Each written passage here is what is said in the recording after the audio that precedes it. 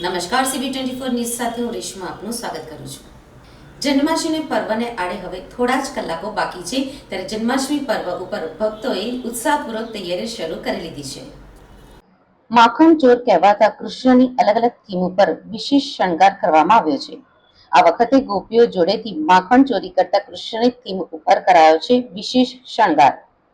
ભગવાન શ્રી કૃષ્ણના જન્મોત્સવની આતુરતાથી રાહ જોવાઈ રહી છે, ત્યારે કૃષ્ણ ભક્તો દ્વારા અત્યારથી જ તૈયારીઓ શરૂ કરી લીધી છે. અમદાવાદના જીવરાજ પાર્ક વિસ્તારમાં આવેલી નાંદા સોસાયટીમાં રહેતા રહીશોએ જન્માષ્ટમીની વિશેષ તૈયારીઓ કરી છે, જેમાં ભગવાનના જીવનની પ્રત્યેક ક્ષણને દર્શાવીને વિશેષ થીમ ઉપર આખી ગોકુળ નગરી બનાવી છે. ભગવાનના જન્મોત્સવ અને કૃષ્ણ લીલા ઉપર ડેકોરેશન પણ કરવામાં આવ્યું છે, જેમાં ગોકુલમાં માખણ ચોરની લીલાની થીમ ઉપર સજાવટ કરવામાં આવી છે.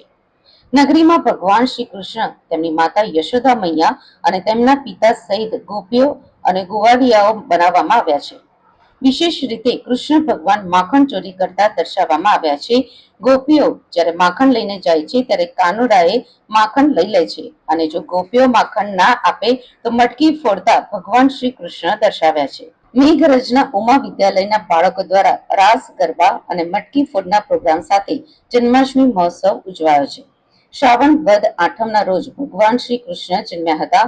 તેમની યાદમાં સમગ્ર દેશમાં ભગવાન કૃષ્ણ જન્મોત્સવની ભારે ધામધૂમથી ઉજવણી કરાઈ છે.